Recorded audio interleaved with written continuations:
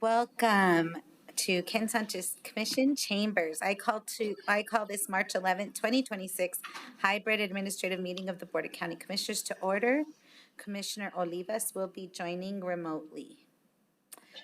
We will have a moment of silence followed by the Pledge of Allegiance led by, would you mind, Vice Chair? Led by Vice Chair Baca.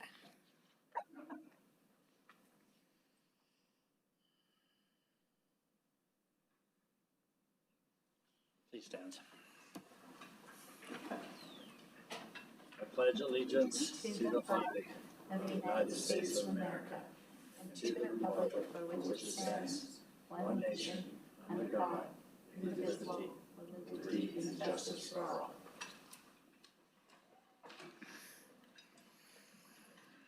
Great. Item number 3, Madam County Manager, are there any changes or additions to the agenda?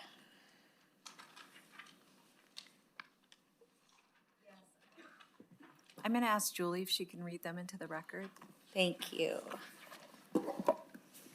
Thank you, Madam Chair, Madam County Manager.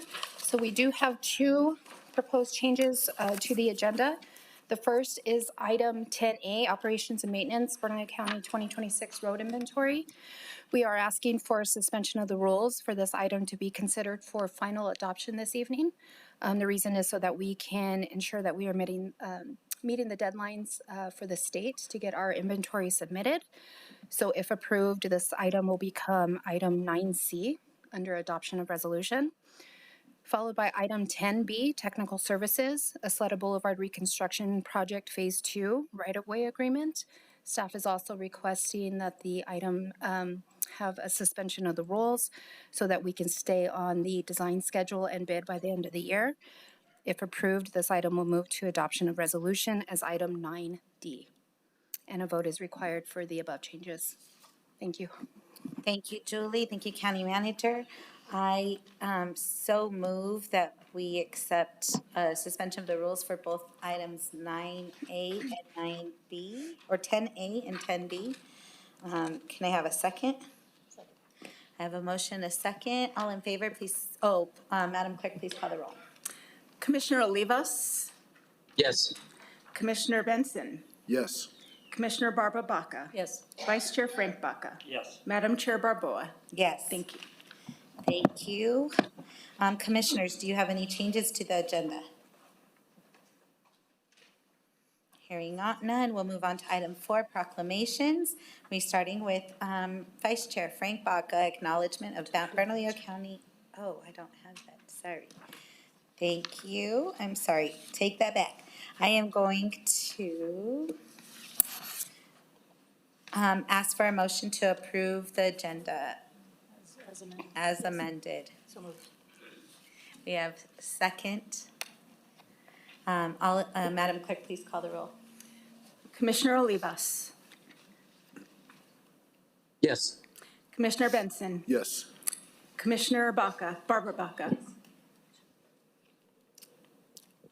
Sorry. Yes. Okay, thank you. Vice Chair Frank Baca. Yes. Madam Chair Barboa. Yes. Thank you. Great. Now we will move on to item 4, proclamations, acknowledgement of Bernalillo County crossing guards. Vice Chair Frank Baca. Thank you, Madam Chair. It's my honor and pleasure.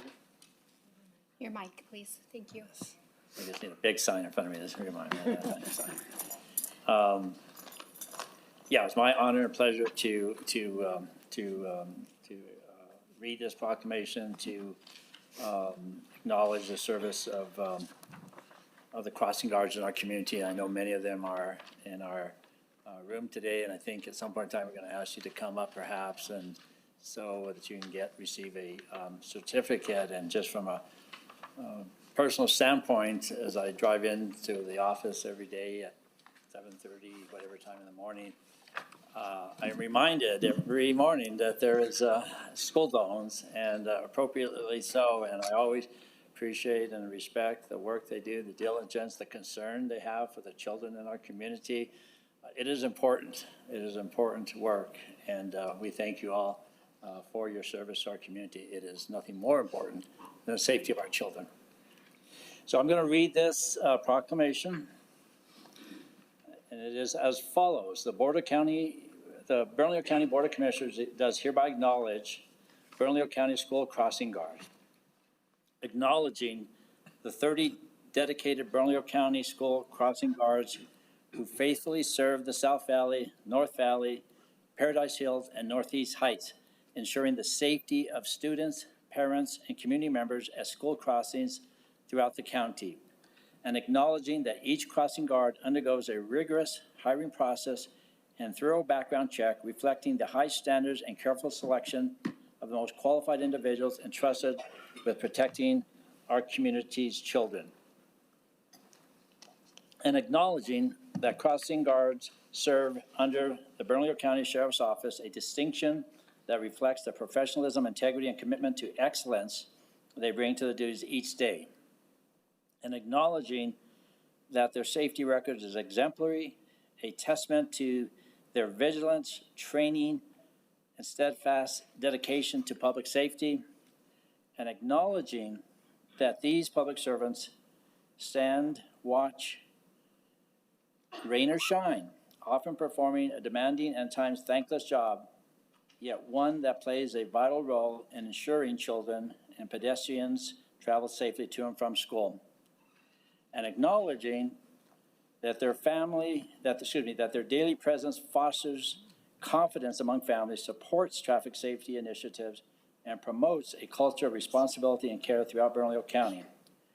And acknowledging the dedication, diligence, and community spirit of each crossing guard, whose service reflects a steadfast commitment to the protection of the county's youngest residents and to the well-being of all pedestrians. Now, therefore, be it resolved that the Bernalillo County Board of Commissioners does hereby recognize and commend Bernalillo County School Crossing Guards for their exemplary service and celebrates their lasting impact on the safety and well-being of the community. Done this 11th day of March 2026 in Bernalillo County, State of New Mexico, Board of Commissioners of Bernalillo County. Thank you so much for all you do. We also have a special, yes, clapping is out here.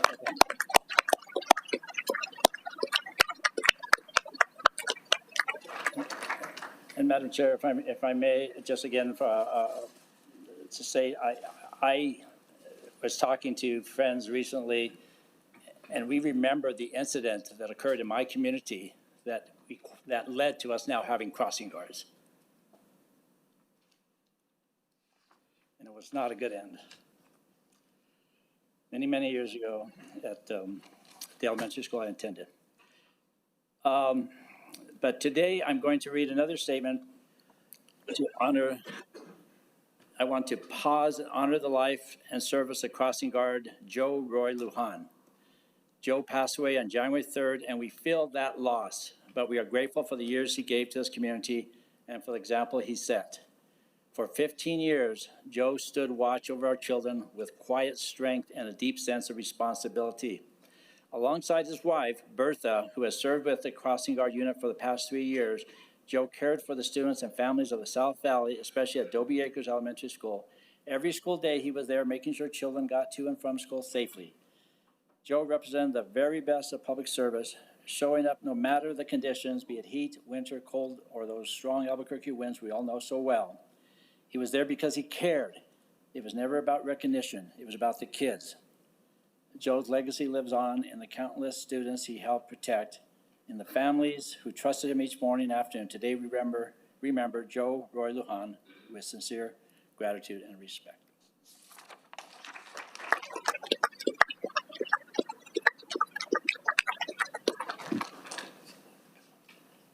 Yeah, you can ask. But all the crossing guards are here in attendance. Please come forward near the podium, and we have some certificates that we'd like to hand out. And I believe that there is a representative from the Sheriff's Office, Mr. Benton, Joseph Benton, would like to make a few comments as well. Right there at the podium, you could use the mic. Was there someone going to make comments?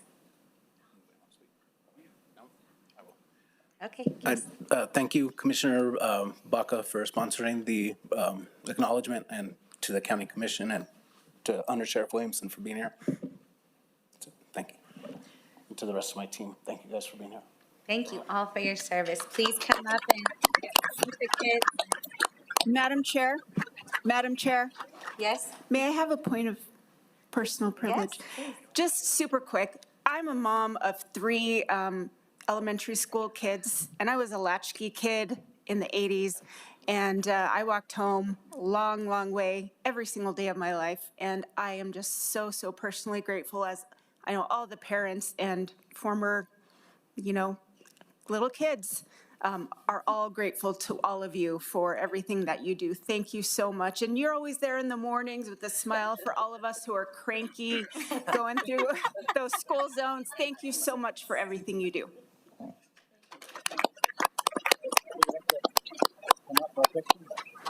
Let me present you with this one. We can hold that up in the picture. If y'all want to kind of get in the center there, we'll kind of.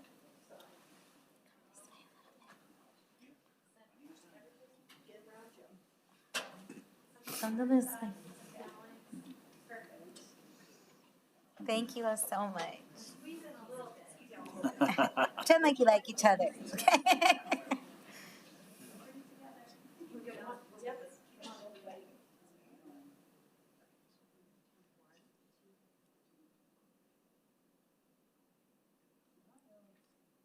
Thank you.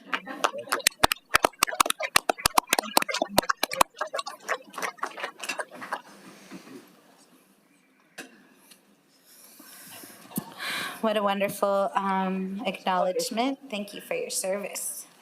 And now, next we have item 4B, Commissioner Walt Benson, APS Selfless Senior Recognition. Thank you, Madam Chair. And all the kids from APS, stand up. Come on down to this podium. Come on down. I said kids, I meant young adults. I was like, where's the kids? Yeah. 6 foot kids. And APS representatives, if you're here also, please come down also. And I didn't see, is Frank Frost here today? I didn't see him here. Great. And I didn't see Olivia Cherry. Is she here? Okay. Superintendent's here. Oh, yeah. And Dr. Blakely, I see, come on up. Superintendent Blakely's here also. Thank you for being here. Okay, so every year APS recognizes seniors in their high schools that stand out, and they're nominated by teachers or by organization leaders who identify these young ladies and young men who stand out. But they stand out for being selfless. They don't stand out because they're making a scene or trying to stand out, which is what makes this so special. And I want to recognize Frank Frost, who this was kind of his brainchild, and he got together with the APS leadership and said, "What do you think about this?" And they said, "I think it's a great idea. Let's recognize these kids." So then names are put forward to a committee of 20 or so individuals who then go through their criteria and they look at how are they serving the community? Are they volunteering? Are they serving those in need? Are they in trouble in school? Because if they are, they may not be that selfless. And so, and then goes through a lot of criteria, and then they make it to the final count. And so we're here just to honor these kids. So I have 2 points of recognition. The first is for Frank Frost, and even though he's not here, I'm going to recognize him anyway. So I'd like to read this certificate of recognition given to Frank Frost for the Selfless Seniors. For your vision and dedication to the creation and longevity of the Selfless Seniors program of the Albuquerque Public Schools. 18 years ago, you approached APS with a plan to honor high school students who serve important causes and assist those in need in our community. Each year since, Frank Frost Photography has donated the portraits and images for the Selfless Seniors program that allows APS to celebrate these students throughout the district. Their portraits are shown at the schools, businesses, and in the Albuquerque International Sunport. Each display encourages citizens to selflessly serve our community. Your service represents the philanthropic spirit of the Bernalillo County community and inspires citizens and students each year to follow these examples of community service, presented this day, March 11th, 2026. And now, to the more important recognition. The Certificate of Recognition given to APS 2026 Selfless Seniors. Seniors of the Albuquerque Public Schools, otherwise known as APS, who have dedicated themselves to community service, kindness, and inspiring their peers, are recognized in 2026 for the positive difference they've created in the community.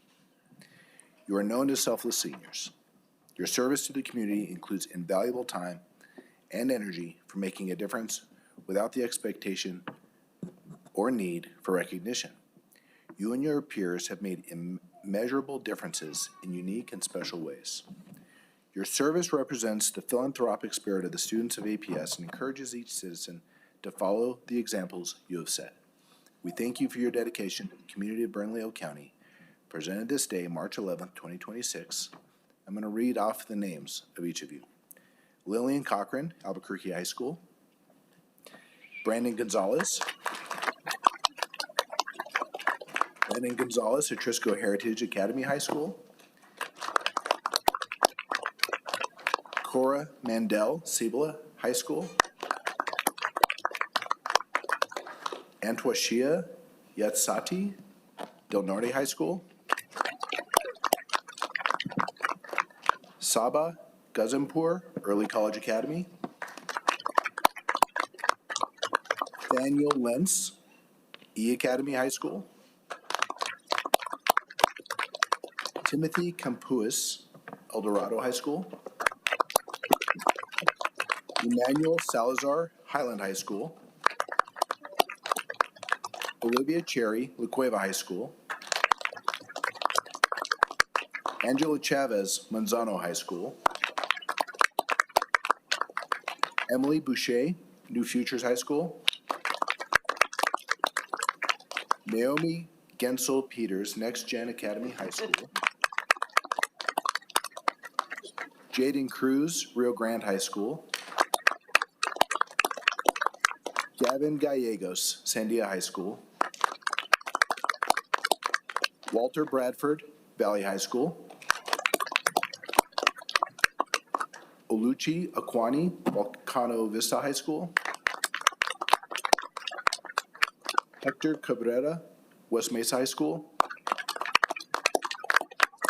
And finally, Frank Frost from Frank Frost Photography. Congratulations. And I'd love to hear from you, Dr. Blakely, or any representatives. And Miss Cherry is not here, Olivia Cherry, but she cheered with my daughter in Yaffle football in the cheer program. And so I was going to try to embarrass her a little bit tonight. So when you see her next, just embarrass her for me. Well, thank you, Madam Chair Barboa, Commissioner Benton, for sponsoring this, commissioners and the members of the community. And I also just wanted to say thank you for so eloquently explaining our program. So you limited me on what I have to say, which I appreciate because public speaking is not my thing. But on behalf of Dr. Blakey, Superintendent, and also the APS Education Foundation, I just want to sincerely thank you for recognizing these incredible soon-to-be graduates. They're almost there. They only have a couple more months. So as you said, Frank started this 18 years ago, and it was purely for those kids who do amazing things, incredible community work, and like you said, kindness to their peers, and they don't expect the recognition. And I think you can tell by the way that they're standing here that this is not their forte, to be in the limelight and to be recognized. We remind each selfless senior that they represent their schools and the philanthropic spirit that all their students, for all of their students who walk their hallways. We also let them know that they represent the entire school district and that they serve as an inspiration for their acts of service among their underclassmen, their middle school students, and even our youngest elementary school students. And now, because of this proclamation, we can also tell them that they represent the generous spirit of Bernalillo County. They remind us all that we can always make time to give, to support others in need, to champion important causes, and also to be the voice for those who may not be heard. So in doing this together, we can make our county a better place to live. And we can look at this, and this is our future. Thank you. Okay, I have some certificates for you all. Each of you will get a certificate, and we'd love you to come up for a Point of privilege, if I photograph. could, Yeah, I want to please. make a comment, Yeah, if Madam I Chair. may. Thank you so much, Commissioner Benson, for bringing this forward. I am so inspired. I feel almost like emotional, like inspired to see. I was in a training recently, and they asked all of us, because we're committed to service, obviously, as elected folks, and they asked us when we thought that moment when we knew that being of service to our community was important to us. And I thought back into my time in high school that it really dawned on me that I thought it was a gift to be able to be in service to our community and our families. So it is an inspiration to see our service in action among you young people, and thank you for your commitment to our communities. Beautiful. Absolutely. Come on up.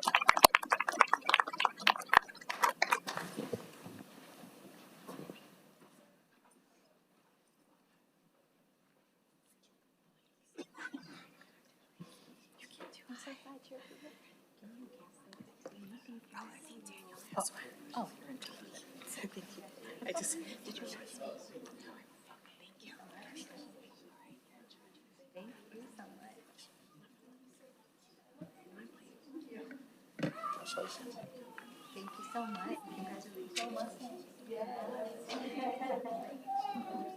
Congratulations. Thank you so much for your service. Thank you. Selflessness and service to our community. Thank you, Dr. Blake. These are the nice ones. These are nice. Squeeze in a little bit.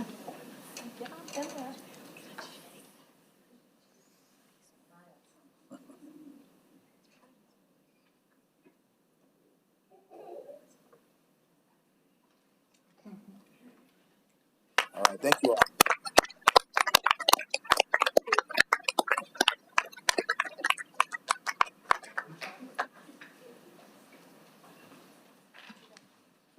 What a great 2 doses of great energy to start our day with the cross guards and these selfless seniors. Thank you so much.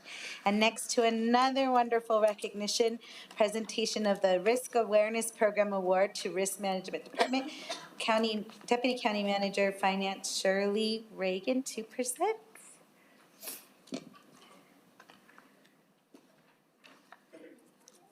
Good evening, Madam Chair, Commissioners. My name is Shirley Reagan, Deputy County Manager for Finance.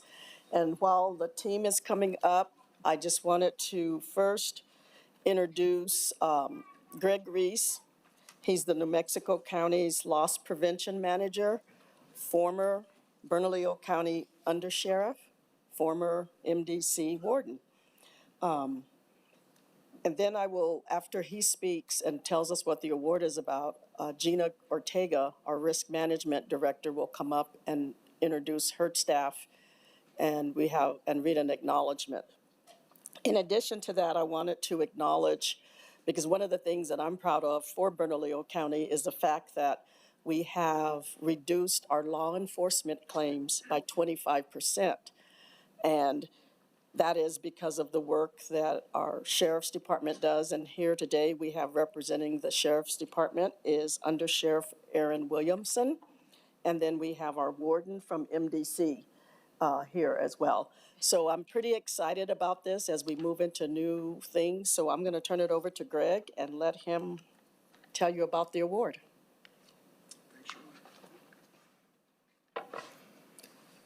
Good evening, Madam Chair, Commissioners. My name is Greg Reese. I'm the Loss Prevention Manager with New Mexico Counties. I'm here tonight to recognize Bernalillo County for its continued commitment to safety and risk reduction through what's known as the Risk Awareness Program, commonly known as RAP. The program is developed by New Mexico counties to help counties reduce work-related injuries and claims by promoting risk awareness, safety training, analysis of loss trends across county operations. Each year, we recognize counties that participate in the RAP program that demonstrate a measurable improvement in reducing claims. To evaluate that progress, we compare the current year's claims to the average of the previous 3 years, which provides a more reliable baseline for identifying claim trends. We applied that 3-year baseline to Bernalillo County's loss runs. The county averaged about 109 law enforcement claims per year. In the most recent reporting year, would be 2025, we dropped that number to 82 claims, representing a 25% reduction in law enforcement claims, demonstrated a clear downward trend in incident frequency. This type of improvement is supported by services provided through New Mexico Association of Counties Loss Prevention Department and Bernalillo County's Risk Management Team.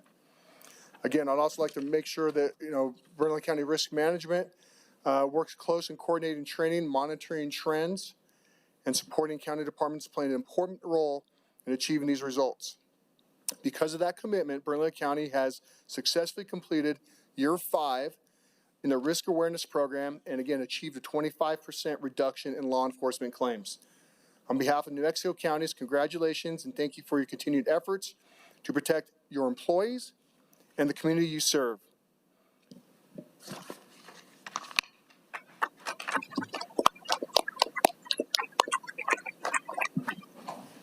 Good evening, Madam Chair, members of the Commission, Madam County Manager. I'm Gina Ortega, the Director of Risk Management. I want to take a moment real quick to read the acknowledgement, and then I do want to take an opportunity to introduce my team because it's not very often that they get to come out here. So with regard to the acknowledgement, the Bernalillo County Board of Commissioners does hereby acknowledge Bernalillo County Risk Management Department, acknowledging the Risk Management Department for being awarded the 2025 Risk Awareness Program Award for successfully completing 5 years of the New Mexico County Insurance Authority Risk Awareness Program and reducing law enforcement claims by 25%. On January 22, 2026, Bernalillo County was presented with the award by New Mexico County's Insurance Authority at the Legislative Conference. New Mexico County's Insurance Authority Loss Prevention Department has developed accreditation programs in conjunction with the New Mexico Municipal League for Adult Detention and Sheriff's Departments. New Mexico County's Insurance Authority developed and copyrighted a comprehensive risk awareness program known as the RAP program. These programs provide an opportunity to implement best practices and procedures, establish specific guidelines for day-to-day operations, aid in defense of lawsuits, increase community support, and develop a higher level of staff professionalism and morale. The Board of County Commissioners thus acknowledges the dedicated work of Bernalillo County's Risk Management Department. So first and foremost, I want to thank New Mexico County's Greg Reese for being here this evening, Under Sheriff Aaron Williamson, and Warden Kai Smith. But I also want to thank, and I'm going to go down my list. I wrote them down, but they're out of order right now, so I apologize. I also have here Julie Velasco. She is our fiscal administrator. Joe Rodarte, who is our safety specialist. Cesar Garcia, who is our health and safety specialist. Leanne Jong is our loss control and safety administrator. Pat Salazar, she is our safety specialist. Charlton Simmons is our records and information manager. Aaliyah Martinez is our claims analyst. Michael Payne is our safety specialist. Dylan Henderson, he is our intern. Kyle Claymore is our special projects coordinator. And Armani Mansour is our risk administrator. And I just want to say, most importantly, I want to give them a huge acknowledgement and a huge thank you, because without them being part of the team, there is no way we would be able to be successful in anything we do. So I do want to say a huge thank you to all of them.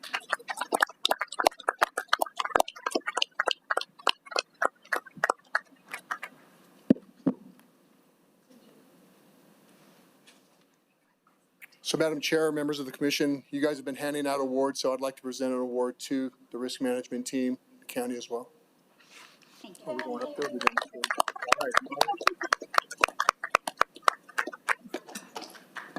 I'll just say a quick note that thank you to the director. I see you all working late at night behind the scenes, doing the things that often get unrecognized because it's so behind the scenes. So I just appreciate your work and contribution to the county. Thank you. Congratulations.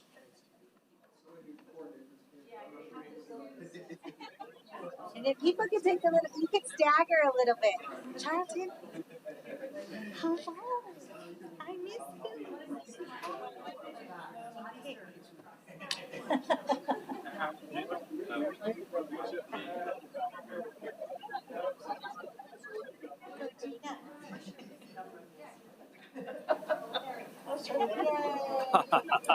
Oh, Lord. Trade places there. In his shadow. Yeah, sure.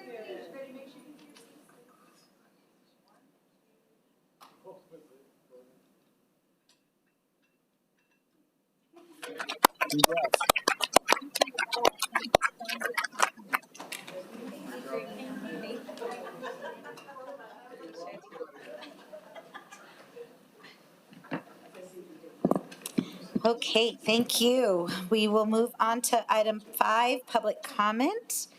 Javier, is there public comment this evening? Yes. Okay, I will provide instructions. We will now move on to public comment. Each person has 2 minutes. You will be alerted about your remaining time. When your name is called, please make your way to the podium if you are speaking in person. Before making your statements, please don't forget to state your name for the record. To maintain order and decorum in the spirit of professionalism and respect for everyone present, speakers must adhere to the 2-minute limit. If the conduct of the presenter violates the rules, they may be subject to removal. Javier, please call the names of the speakers. Thank you, Madam Chair. This evening, we have a total of 4 speakers, all in person. Please line up at the podium when your name is called, and when it is your turn to speak, please state your name for the record. We will start with Renee Pacheco, followed by Dr. Geraldo Cianello, followed by Santiago Maestas.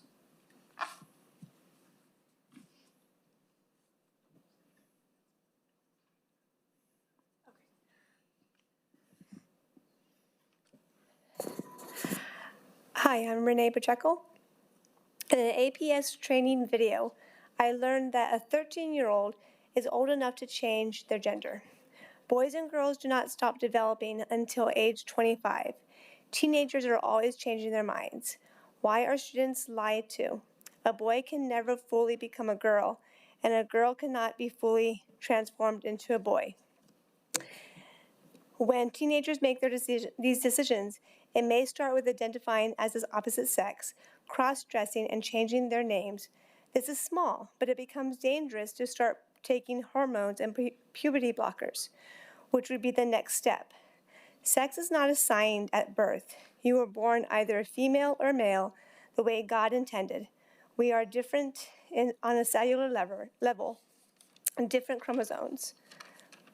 Guys are typically 10% larger than girls. They are designed to be leaders and protectors. They are also 50% stronger than girls. Girls have 20% fewer red blood cells. Girls have a womb. They are able to get pregnant. Guys have 30% larger lungs. How do you change this much? Children need to be told the full story. They need to be counseled to know the full intensity of the medical decisions they are allowed to make. Thank you. Dr. Geraldo Cianello, followed by Santiago Maestas, followed by Colleen Gorman.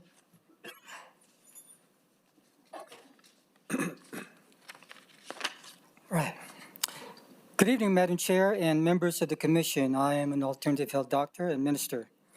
Given New Mexico as the abortion capital of the world, second most violent crimes in the nation, and dead last in education. And I want to quote this, its environmental protection efforts are necessary to counter the potential harm that chemical abortion drugs are creating for our people, wildlife, and ecosystems. The American people deserve to know the negative effect caused by chemical abortion drugs, end quote. This is a letter from former U.S. Senator Marco Rubio and Representative Josh Berchin et al. To former EPA Administrator Michael Regan, May 29, 2024. There's a comprehensive analysis detailing how the same water that we use to drink, cook, and bathe in may contain residuals from abortion drugs. In fact, an estimated 30 to 40 tons of hazardous medical waste, including human remains and chemical byproducts of the abortion pill mifepristone, are being flushed into the water system annually. A research paper entitled, and I quote, "Abortion in Our Water, Chemical Home Abortion and the Disposition of Aborted Fetal Remains," end quote, estimates approximately 700,000 chemical abortions occur each year, with the waste entering public water supply due to at-home use and disposal via toilets. The wastewater treatment plants are not designed to filter out pharmaceutical metabolites or fetal tissue, which is a national public health and environmental crisis. FDA and EPA failed to conduct environmental impact studies before approving it and are now violating federal laws like the Clean Water Act and National Environmental Policy Act. These harmful drugs are endocrine disruptors, potentially contributing to rising infertility rates, and call for congressional hearings, stricter regulations, and a ban on flushing fetal remains. That said, do you have a plan of action for our county's sake? Thank you, and may God have mercy on us. Santiago Maestas, followed by Colleen Gorman. Does this work? Can we just, okay, he has papers.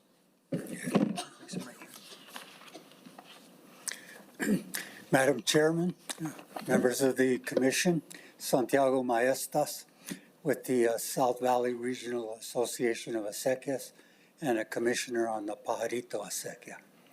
Yeah, I'd like to speak to the Southwest Area Plan. Basically, I'd like to say that the Southwest Area Plan was designed and is characterized by the rural qualities within the valley area. Agricultural lands are the primary landscape that is admired by many who live within the community and outside the area. The mesa top is open, most of it undisturbed, and defined by its steep sandy escarpments and its prominent eastern edge or ceja. There are other physical features that make the South Valley adjacent mesas unique. Isleta Boulevard, part of the historic Camino Real, and the original village centers testify to the long history of the area, predating the founding of the city of Albuquerque. The irrigation ditches and bosque are features that enhance the rural environment. All of these physical features greatly contribute to the identity of the area and are also endangered by the pressures of urban growth. Well, urban growth is here. It's not just coming. And we in the South Valley Regional Association of Acequia and our Acequia members have been protesting the transfer of water rights. The reason that we have had to protest the transfer of water rights is that although lands that are zoned A1 and were designed to try to stay A1 have been subdivided and to at least 1 acre, but at least 1 acre could be irrigated. So we want to keep these lands irrigatable and would like to ask the Commission to reestablish its agriculture and acequia committees according to this plan, which is policy number 44.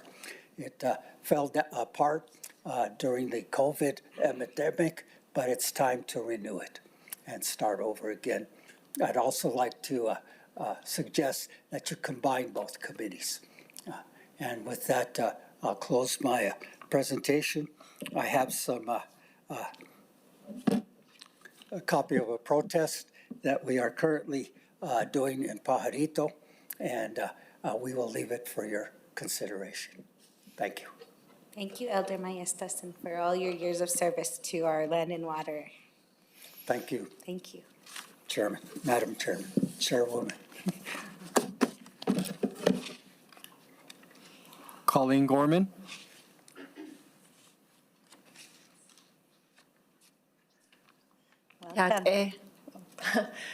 Blessings. I had some things to say, but I also wanted to respond to some of the previous things. I just want to say that all children are actually born female. The gender switch doesn't happen until later. And some of that can actually happen because of prescribed drugs. So if a child feels like they're female or male, if they feel different on the inside, it might be because their chromosomes are actually, they were meant to be this or that. However, because of the prescribed drugs, they could have switched gender. So there needs to be some education on that. I also want to say the oligarchies of belief, religious leaders, political leaders, influencers, celebrities, and famous people, as well as the very wealthy. A lot of those people are in the Epstein files. What's going on in Epstein has been going on since 1492. You go to Bartolome de las Casas' book, published 50 years. He was on the after 1492, and you can just look at the pictures to see, all that stuff was still going on. So just want to point that out. Agriculture and acequia communities, I support that. I think it's very important. Our water issues, I've been studying the Mayan Book of the Chilimbalim. If you look at Reindigenizing Minds online on YouTube, Roger Colty-Quinault actually broke down the cycles of the sun, and so there is going to be some larger solar storms that possibly could lead, according to the Mayan Book of the Chilimbalim, like their cycles of the sun, events that were larger than the Carrington event, which took out like the telegraphs and all of that, like way back when we were like beginning. So there should be there potentially could be larger events that could take out electricity. All right, and that's it. It just says Indian Ed Senior Director position at Albuquerque Public Schools is available. I wanted to let people know that. So if you know someone in education who wants to apply for the Director of Senior Director for Indian Education, that position is open. APS Indian Education is also providing summer enrichment programs for K-8 at Del Norte High School. And so that'll be the month of June, 3 weeks. And then a Navajo language immersion program, which will be the month of July, also 3 weeks, 4 days out of the week. So any Native who's into that can do that. And also Native students can receive the $7,000 Chief Manuelito scholarships, Navajos, but they have to actually take Navajo language and Navajo government. So I just want to make people aware of that. And Antwashia Yatsidi, that's the correct pronunciation of her name. It is very hard. She goes by Annie, and she's a student from Del Norte High School. So thank you for recognizing our students. Have a good day. Thank you, Madam Chair and Commissioners, for listening. Thank you. Thanks for correcting that, and thanks for your service to our students, and especially our Indigenous students. Thank you. Thank you, Madam Chair. This concludes our public comment. Wonderful. Thank you. I need to read a closed meeting statement into the record. Statement 1, I offer the following statement regarding the closed meeting held Wednesday, March 11, 2026 at 12 p.m. Only those items described in the published notice and agenda for the closed meeting held on March 11, 2026 were discussed at the closed meeting. I need a motion for approval of this statement, and it will become part of the minutes for this meeting. So moved. I have a second by Commissioner Barbara Baca. Madam Clerk, please call the roll. Commissioner Olivas. Yes. Commissioner Benson. Yes. Commissioner Barbara Baca. Yes. Vice Chair Frank Baca. Yes. Madam Chair Barboa. Yes. Thank you. Thank you. Closed meeting statement number 2, I move that the county manager and the county attorney be authorized to proceed with the matters discussed in the closed meeting held on Wednesday, March 11th, 2026, within the parameters set by this commission in the closed meeting agenda. I have a motion. Can I get a second? Second. Thank you, Commissioner Barbara Baca. Please call the roll, Madam Clerk. Commissioner Olivas. Yes. Commissioner Benson. Yes. Commissioner Barbara Baca. Yes. Vice Chair Frank Baca. Yes. Madam Chair Barboa. Yes. Thank you. Thank you. Moving on to item number 6, approval of consent agenda. Madam Clerk, please provide a resolution number for item 5G.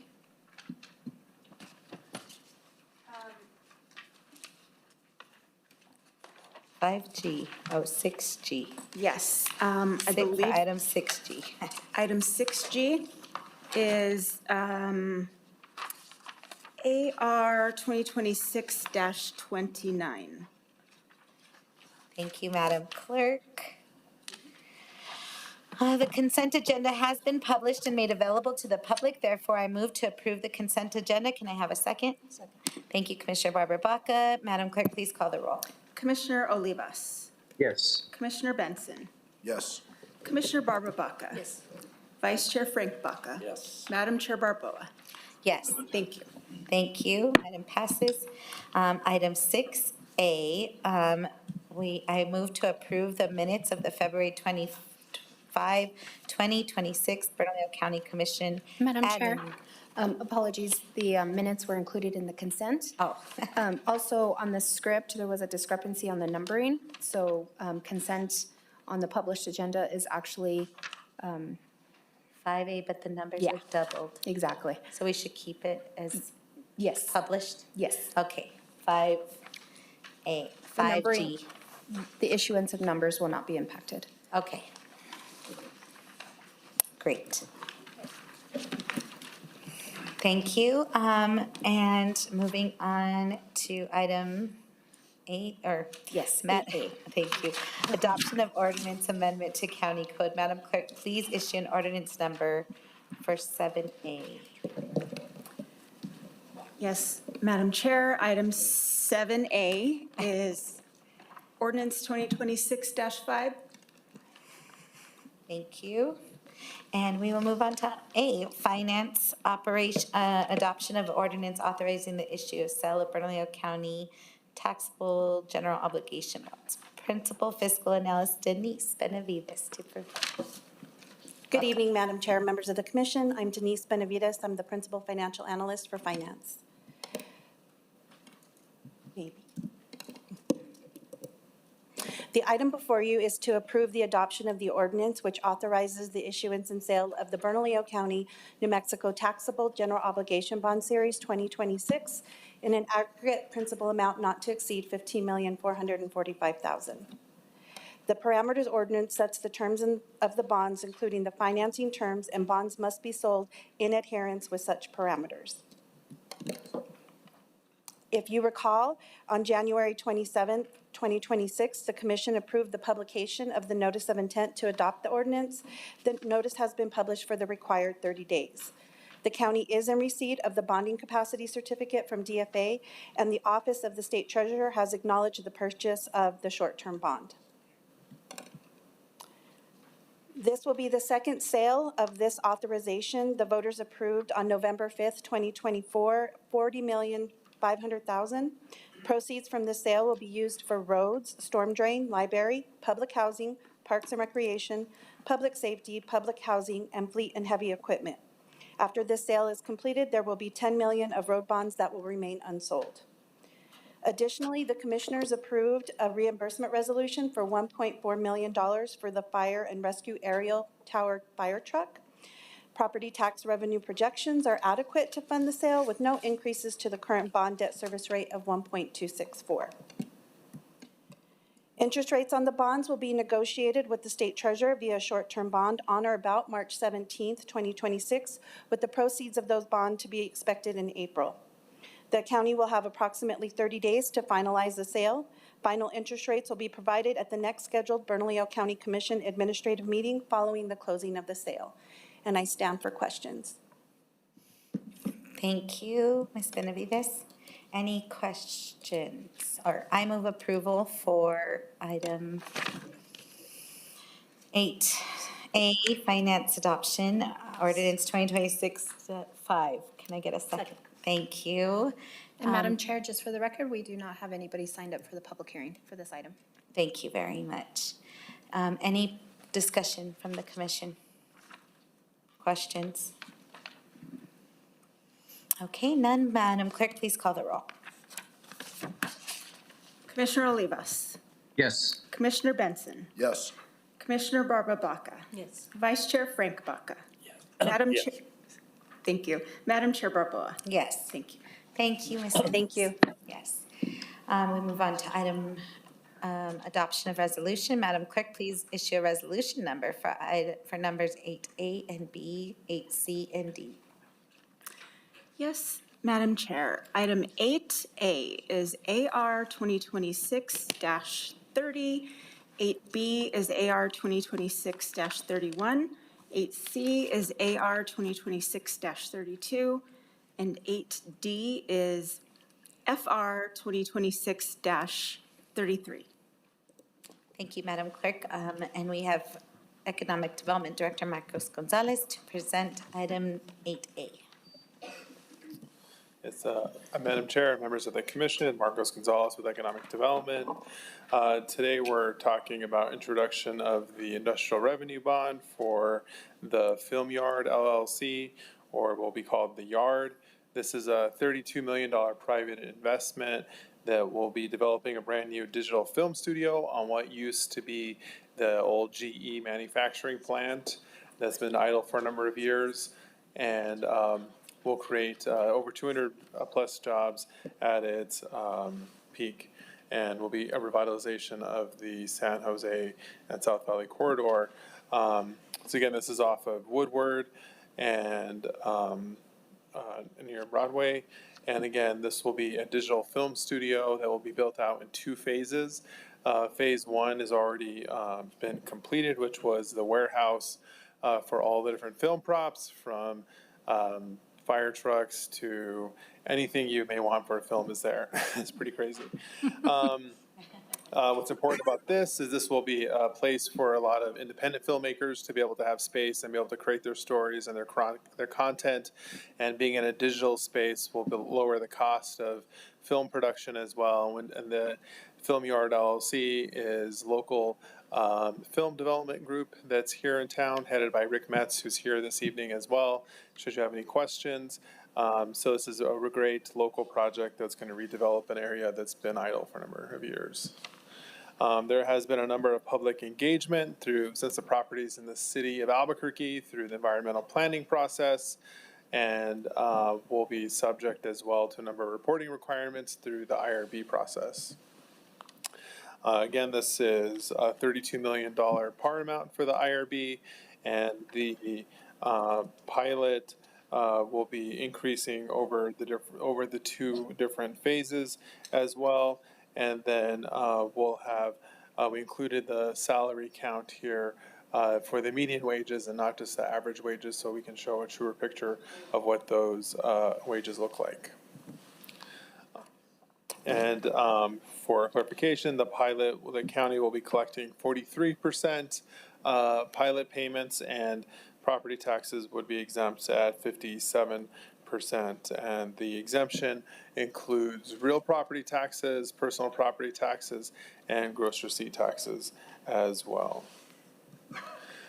Just to give a high-level summary again about the total benefits, this is the economic impact that's happening due to the project happening through construction, through film activity, and the exemption, and then finally our return on investment, which is from the county's exemption, is just over a positive 6.5 million years, 6.5 million during that time period.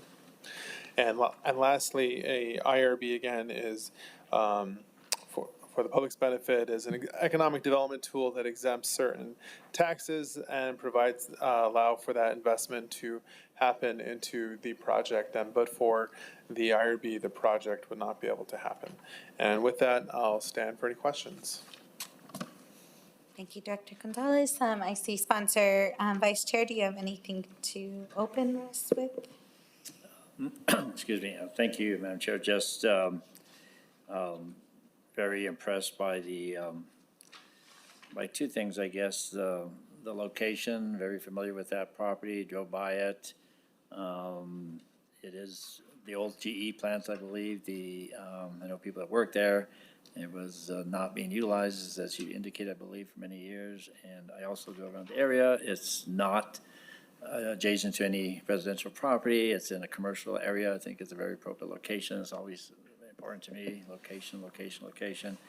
The jobs as well are impressive in terms of the median salary of the direct jobs, 117,000, and the median salary of the tenant jobs, 85,000 is significant in our community. So, yeah, I'm happy to sponsor and support this project. Thank you. A motion? Yes, a motion to approve. Okay, I'll second that. Any discussion? Madam Clerk, please call the roll. Madam Chair, Yes, Commissioner Olivas. I'm sorry, I did have a question. Yes. Thank you. Director, can you give us, a flavor here of what is the demand really like for this? I have a lot of friends in the film industry, and I'm certainly not that connected to it myself, but everything I'm hearing is that a lot of film is going overseas, as we kind of saw 20 years ago with manufacturing and stuff like that. Those jobs are being shipped to the lowest bidders. We're seeing all this consolidation with these, oligarchs that are buying up all of the media. I'm just a little bit skeptical that there's a lot of demand for this. So I just kind of wanted to ask about that. Madam Chair and Commissioner Olivas. So for also this film production studio area is also more targeted to the independent filmmakers as well. And so a lot of the local filmmakers and different independent filmmakers in the U.S. that are looking to develop their films that may not be able to afford to take their film production overseas. And then as well as something that's been happening in New Mexico is with the specific film locations being owned by specific studios, no other outside groups can film at those studios, such as Netflix or NBC or those pieces, without being affiliated with those different groups. And so I think as we see more independent film studios open up, see more demand from productions that are able to get access to the different studio pieces. So I think a lot of it's just not being able to have access. Understood. Well, I'm rooting for this project and these people. I hope it is in high demand. Not totally what I'm hearing from just colloquial friends in the industry, but rooting for this, and I hope it works out. And glad that this is going to locate in an area where it's appropriate and welcome and wanted. So happy to support it in that regard. And the only other thing that I wanted to say, and I think I'm going to be saying this more frequently anytime we do an IRB, whether I support it or not, is after much discussion with our county treasurer, with our county lobbyist, and just a better understanding of our property tax system, we have a thing called yield control, which I'm not going to purport to totally understand. But really, anytime we do an IRB, what we are doing is we are shifting taxes onto other property owners within the community. So if you don't have an IRB, we are shifting those taxes. I've actually misspoken in the past when I've said that we are that we are foregoing taxes. We're actually not. We're shifting it onto other property owners, whether that be residential, commercial, institutional, industrial, et cetera. So I'm going to support this, but I just think it's important that we always remember that when we do an IRB, that we are shifting the tax burden. We are not actually lowering it. We are lowering it for one particular property owner. Thank you, Commissioner Olivas. Any other further discussion? Madam Clerk, please call the roll. Madam Chair. Oh, yes, Commissioner Benson. I like to follow up on that. I think that's a decent observation that we are shifting property taxes, but the goal is also, let's not forget, the goal is not to just create a project that generates less property tax than would have been there if an IRB wasn't issued, but to create economic activity, which then generates additional tax revenue by increasing the tax base with new employees, higher salaries, economic activity with money coming in from outside of the state into New Mexico. That's the goal. So it's an incomplete observation. I think it's a fair observation, just incomplete. Thank you, Madam Chair. Thank you. Any further discussion? Madam Clerk, please call the roll. For reals. Commissioner Olivas. Yes. Commissioner Benson. Yes. Commissioner Barbara Baca. Yes. Vice Chair Frank Baca. Yes. Madam Chair Barboa. Yes. Thank you. Thank you. On to our next item. You have a passage, but you're also up next. Commissioner Barbara Baca and Director Marcos Gonzalez to present on the Oso Negro IRB. Thank you, Madam Chair, members of the commission. So today's item, a second item is a reintroduction of the IRB for the Oso Negro project. This is a battery storage project that was introduced by the commission in 2023 and introduction was terminated. And we're bringing it back to reintroduce because contract negotiations with P&M have been completed and they're ready to move forward. Once again, this is a battery storage project that will be located with the Ladera Business Park and the substation there. This will be taking in much of the renewable energy that's created across the state and storing it and then ready to deploy onto the grid when needed and providing that additional power generation upon a demand. They've gone through a number of public engagement in their time between 23 and 2025, as well as updating from several comments of updating some of the design and making sure that it's not just chain link fencing for the neighborhood to look at, but actually a nice wall that will be able to provide some aesthetics to the area. This will also have IRB compliance information that we will be tracking through the term of the IRB. The pilot is a little bit different in this project because it's a renewable energy project, so we do collect for Bernalillo County and then our standard of holding the schools harmless, but under state statute, renewable energy projects have to also provide a 3.14% pilot to not just the school districts that are part of our property tax entity, but also any school that serves Bernalillo County. So this would be the Rio Rancho Public Schools and also the Moriarty Schools and some additional schools as well. This will create 2 full-time jobs with a median salary of $90,000. And again, this will support some vital infrastructure of electrification and generation. And the term of this IRB will be for 30 years, and we're providing abatement only to personal property tax, not real property taxes. They will continue to pay their real property taxes like a normal, and will only be charged a pilot on the equipment.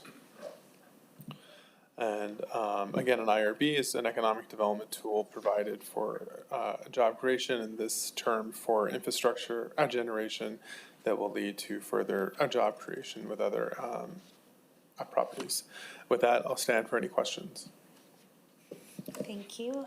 Commissioner Baca, any comments? No, I have nothing further. Thank you, Director Gonzalez. Urge your support and make a motion to approve. I'll second that. Any discussion?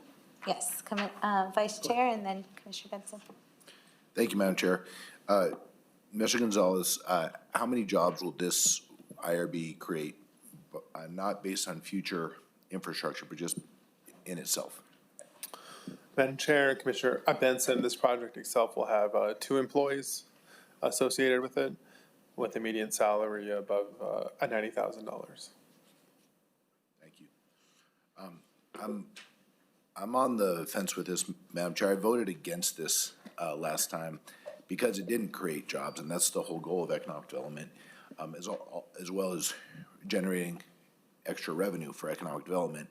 I can see the logic, and you know, based on all the feedback we've been getting from our community rubric, I was surprised I lost that vote 1-4. But the long-term goals of infrastructure, creating a more welcome environment to attract businesses is the only appeal for me on this one. But but it's not clear and evident. And, yeah, thank you, Madam Chair. Thank you, Commissioner Benson. Any other, yes, Commissioner, Vice Chair Baca.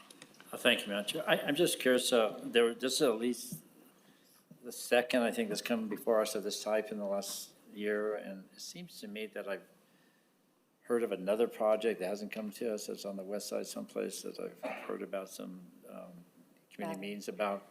And I'm just curious, just what is, the rationale behind, obviously, growth, future growth which is at this point not occurring, but I'm just wondering what is the theory and thinking behind creating more and more battery storage facilities?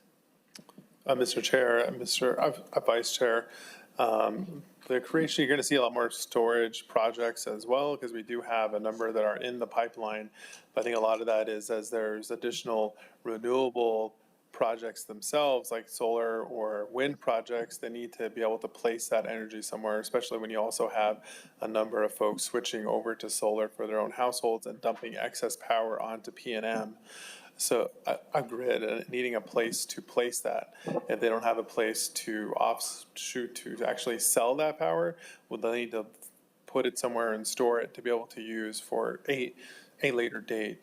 So I think across the state, you're seeing a number of different storage vehicles, and also it helps with the state's Energy Transition Act as well, with being able to actually, again, be able to store a lot of that renewable energy to be able to use it at a later date, as you're not seeing as much generating projects outside of individual projects that are creating their own microgrids. You're not seeing any large utility scale generation projects, and so this aids in being able to provide power as demand increases from various projects. Thank you. Commissioner Olivas? Thank you. I wanted to sort of concur with what Commissioner Benson said, that, the economic benefit of this, I think, is minimal. But my question for you, Director, is this is directly tied to P&M, correct? So this power that flows through these batteries goes back into the P&M grid, is that correct? Madam Chair, Commissioner Olivas, it goes into the PNM and into the tri-state grid as well. So into the greater grid for the state. Okay. And tri-state is one of the co-op providers that serves residents out in the East Mountains as well. So, I think that is, I've said this before, that is the real benefit of this, I think, is perhaps adding some affordability, some stability to our local electric rates. And I mean, with what we're seeing at the gas pumps right now, with what this federal administration is doing with energy prices just going out of control, this is actually one way that we could give our community some stability on energy prices by, frankly, by subsidizing it, right? We're subsidizing it locally through this tax abatement. But since this is for the PNM grid, if you had said, this is for, the Western market, it's going to Arizona or California, that would be a different story. And then the secondary, also very positive reason is that it does advance some of our clean energy and climate goals. And certainly we can see in this year where we have record low snowpack and record high temperatures that we are headed in the wrong direction on climate. So I don't think this is an economic development thing in the sense of creating jobs. I think it's actually an affordability tool, and that we are stabilizing the prices of electricity for our residents. Because if we didn't do this, they would probably still have to build it, but they would have to build that into the rates. So that would be reflected in the rates of our constituents. So I think we're doing our part to help hold those rates down or to a lesser increase than what we're seeing at the national level.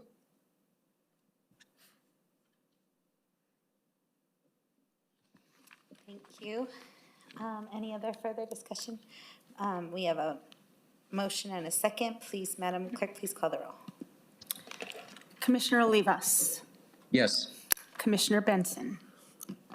No, Madam Clerk, and just to clarify, as I think about this, this highlights the fact that we don't need a rubric for economic development.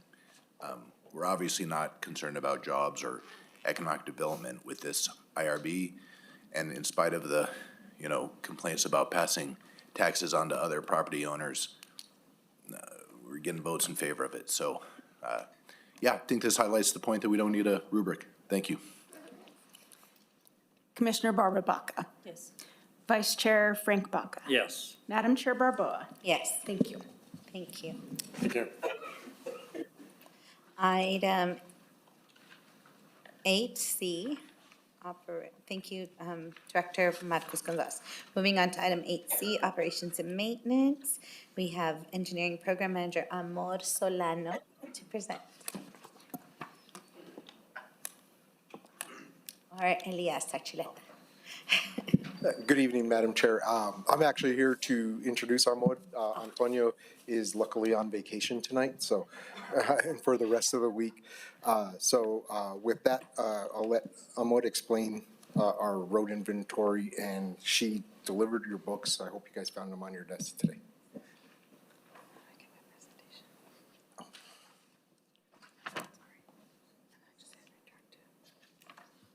There we go.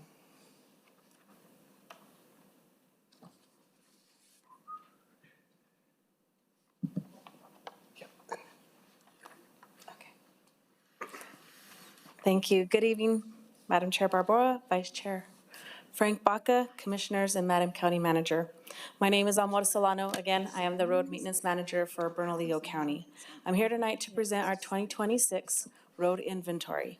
Our road inventory is listed on our GIS system. However, this is a publication that we put out every year for documentation, and we get it approved by Commission every year. Next slide. Okay. Our cover this year is our chip seal program that this is a chip seal road on Green Ridge Acres in the South Mountains. I chose this photo because it's an operation that our staff have been very proud of, and I wanted to highlight that on our road inventory book this year. The summary page is on the second page of our book. This is probably the most important part of our book, I feel. It breaks our road inventory down into a couple of categories. The first is our maintenance districts. And so this is what our staff maintains. This is the mileage that each crew maintains. The second part is broken down into the surface types. So we've got paved, gravel, chip seal, and dirt. And then the last part is probably your most important section, which is broken down by commission district and the roads that are in each of your commission districts. The purpose for the agenda tonight and for your approval, first, it is a state mandate for how gas taxes and MVD fees are distributed. I put the code up there. It is required every year that we submit a road inventory by road name, route, and mileage. This submittal has to be submitted to New Mexico Department of Transportation every April 1st. And in return, we get approximately $3 million of the gas taxes and MVD fees. That revenue is actually what we run our operations on. So we use it for salaries. We also use it for our materials, base course, snow removal materials, asphalt materials, small tools, safety equipment, facility needs, anything like that to run our whole operations. So it's a very important revenue.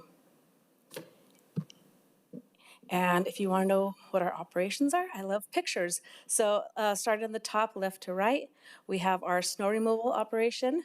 The second in the middle there is some asphalt laying that we did at the fixed assets yard. On the right-hand side, we have hauling of equipment.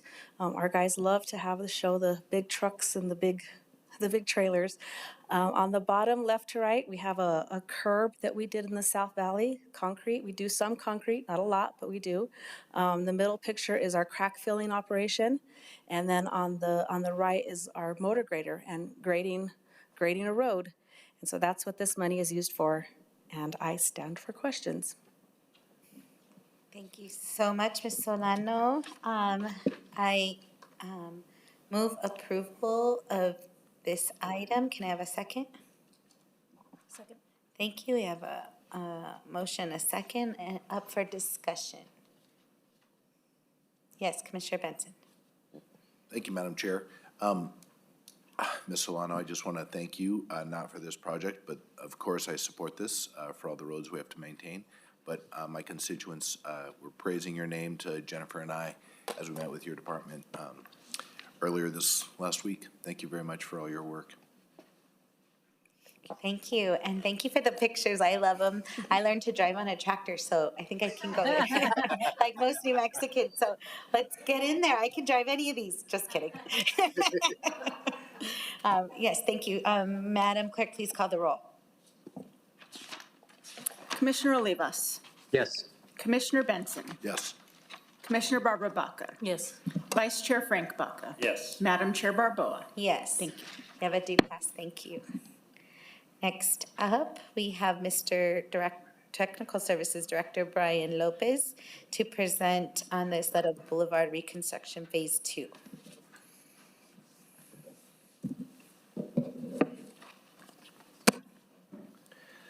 Good evening, Chair Barboa, Commissioners, and Madam County Manager. I'm Brian Lopez, Director of Technical Services. Tonight, I'm presenting a request related to the Isleta Boulevard Reconstruction Project Phase 2 right-of-way funding. This item will allow Bernalillo County to move forward with the right-of-way activities necessary to complete design for this corridor improvement project in Commission District 2. Staff is requesting approval for the county manager to award and execute the cooperative project agreement with the DOT for Phase 2 right-of-way activities. The total budget request is $470,000.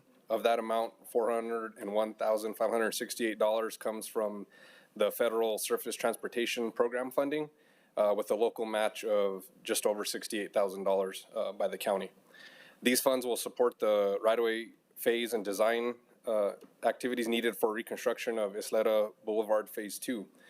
The project improvements include ADA-compliant sidewalks, bike lanes, storm drain improvements, intersection lighting, and roadway reconstruction, all intended to improve safety and mobility along the corridor. If approved tonight, staff will proceed with finalizing the NMDOT right-of-way funding agreement and continue with the ongoing right-of-way activities. The project is currently progressing through design, and we anticipate reaching 90% design in the winter of 2026, with final plan specifications and estimates expected to be completed in fall of 27.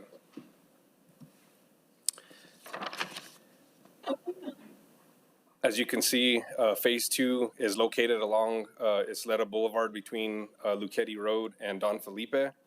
The project, as I mentioned, includes full roadway reconstruction and infrastructure upgrades, including curb and gutter, sidewalks, storm drain improvements, lighting, and bicycle facilities. Shown in the proposed typical section, this will improve safety and provide better accommodation for cyclists and pedestrians while maintaining vehicle travel lanes along the corridor. These improvements will help modernize the corridor and enhance multimodal transportation and long-term infrastructure reliability. We are requesting a suspension of the rules to allow final adoption currently with this item. We have a lot of right-of-way activities that we'd like to expedite in order to reach that 90% design by December of this year. That includes right-of-way maps, appraisals, title activities, and the like. So with that, I thank you for your consideration, and I am happy to answer any questions. Thank you. Is there any, yes, Vice Chair. Madam Chair, I discussed this before. I appreciate the briefing and the information presented today, but just to confirm, what I understand is that the design and right-of-way acquisition is fully funded. Construction phase is partially funded, but not fully funding. Am I correct in that understanding? That is correct. Right now, our current construction estimate for Phase 2 is just about $26 million.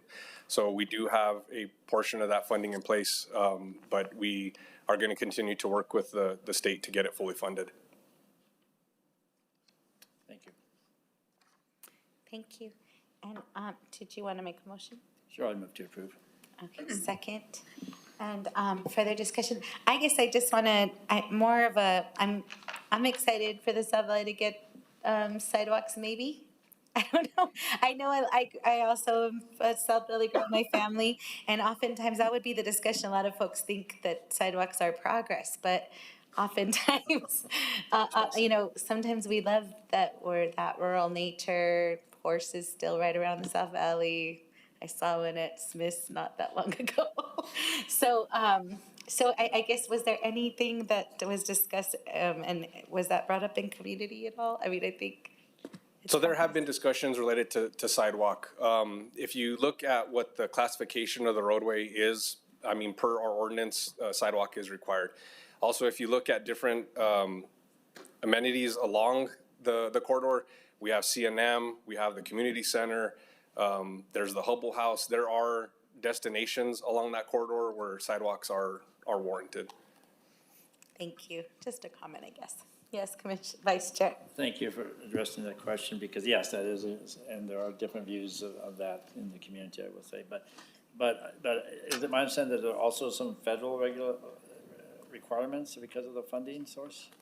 Commissioner Barboa and Commissioner Frank Baca, yes. So with the surface transportation funds that the federal funds that we do have, that is also part of the requirements for the project, is that we do include multimodal, which would include sidewalks, bike lanes, and such. Thank you. We have a motion and a second. Madam Clerk, please call the roll. Commissioner Olivas, Yes. Commissioner Benson, Aye. Commissioner Barbara Baca, Yes. Commissioner Frank Baca. Yes. Madam Chair Barboa. Yes. Thank you. We have a do pass unanimous. Thank you.